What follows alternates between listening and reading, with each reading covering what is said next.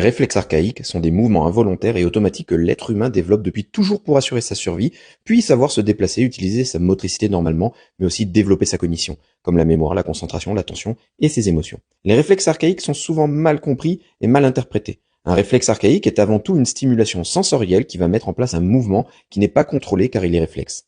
Par exemple, chez le bébé, je lui touche la main avec mon doigt et il va fermer sa main fortement. Plus les stimulations sensorielles vont se développer au fur et à mesure des semaines et des mois, plus l'enfant va venir moduler ses réactions motrices.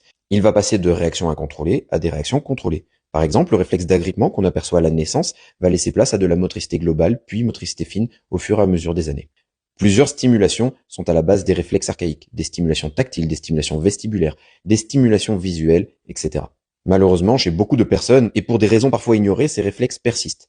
Des études montrent que si certains réflexes restent actifs chez l'adulte, ce n'est pas forcément problématique et pathologique. Mais beaucoup d'études montrent des liens entre une pathologie existante et les réflexes archaïques.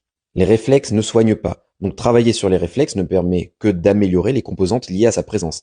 Une personne qui a des soucis d'équilibre retirera toujours des bénéfices à retravailler sur les systèmes liés à ce facteur. Il est important, lors de pathologies et d'un suivi autour des réflexes, d'y associer les professions médicales et paramédicales adéquates. Plusieurs études montrent la présence de réflexes sur plusieurs troubles moteurs, cognitifs et émotionnels.